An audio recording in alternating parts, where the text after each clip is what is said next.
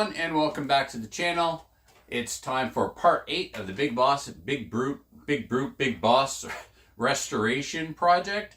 I mean, it's fair to call it both Big Boss and Big Brute because I started off by buying 2 Big Bosses in an effort to make 1 Big Brute. And not unlike my JRX2 restoration project where halfway through I went, you know what, I'm going to buy something. Well, I did the same thing. So I got 2 Big Bosses. One was a parts truck. One was pretty much all there.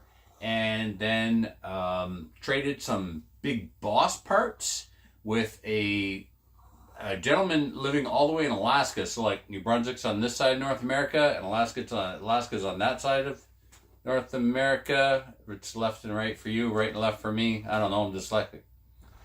Anyway, I sent some Big Boss parts to Alaska, and he sent me some Big Brute parts. So that was great. That started me one step closer to turning these Big Bosses into 1 Big Boss and 1 Big Brute. And then I bought and I did a box opening of that. I bought a Big Brute that I had been watching on eBay for a while, and just like my JRX2 project, buying something that was pretty much all original and all there kind of elevated the whole thing again. So what started off as 2 Big Bosses that were supposed to be a Big Boss and a Big Brute ended up being a Big Brute for the shelf, a Big Brute runner, and a Big Boss shelf / runner. So let's bring you up to speed on this one. The last video I did on this truck, I was talking about the problems I was having. I was running the old Futaba FM transmitter. There were no capacitors on the motor. So I had like a modern electronic speed control and a modern brushed motor, but I was running an old vintage Futaba AM radio system. So I said, even after I put the capacitors on, it still wasn't quite acting right. So I said, the heck with it, and I put in one of those 2.4 gigahertz Futaba knockoff receivers. So I could use my Futaba transmitter that I use with all of my other stuff, my modern 2.4 gigahertz Futaba transmitter. So that solved it. That was the end of glitching and cogging and anything weird that was happening. Servo was one of the Amazon all Metal Gear 20 kg servos. I eliminated the plastic servo saver and just went with the servo arm and a longer bolt into the track. I kept the mechanical speed control and the 05 Le Mans motor, still have all of that. And I bring that up because I'm going to sell this thing.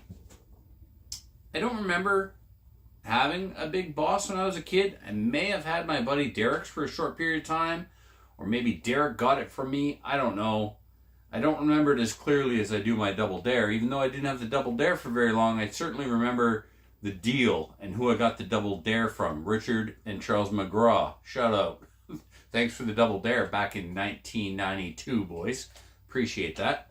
Anyway, this Big Boss is in really, really nice condition, and it's all there. I'd like to say it's all original, but it's not. I put ball bearings in it, which is not a big deal, but the parts that aren't original is I had to upgrade a lot of the linkage. So the ball cups and threaded rods for the steering, that's all been upgraded to something with a ball that a bolt passes through to hold it into the steering rack and onto the hub carriers up front. In the back, the ones that go from the back of the hub to the arm, they're original. They're the later Kyosho version that was beefier and more bulked up. The possibly the one on that side is original. The one on this side is definitely not original. It's that Dubro heavy duty one. So other than that though, the truck is OG. Bearings and some upgraded steering linkage, turnbuckles. They're not really turnbuckles, but you know what I mean. So if someone wanted to convert it into a Shelf Queen and wanted it to be all original, it wouldn't be hard to source those original parts.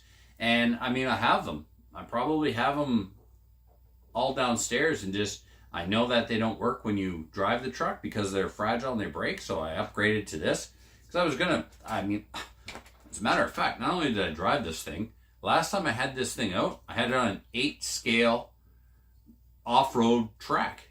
And clearly, I did not jump it, but we were quite surprised at how well it cornered and it didn't tip over. And it's got those original super stiff, like way too stiff friction shocks with the springs on the inside, like the Double Dare, only they're chromed.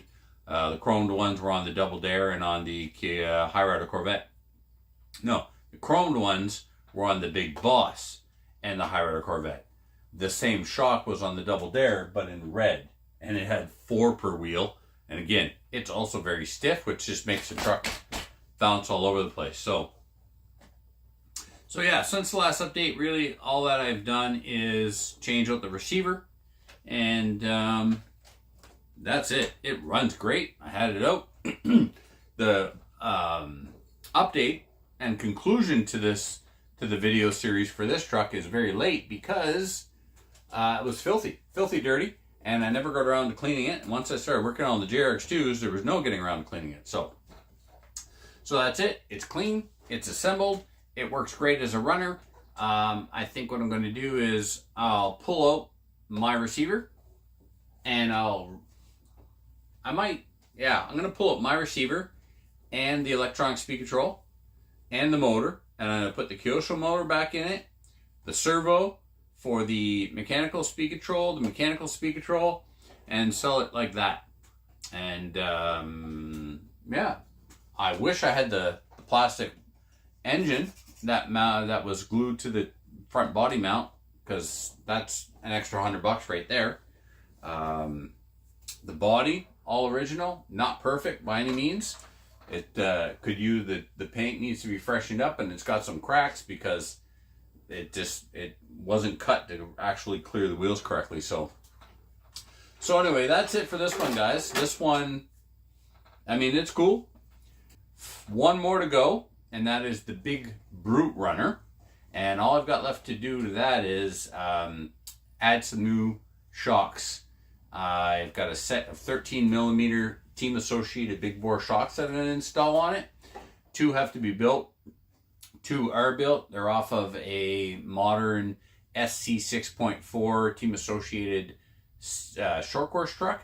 So I'm going to find out if I want to use 4 of the rear or 4 of the front. I think 4 of the front is going to be the right fit. I think the rear ones are too long.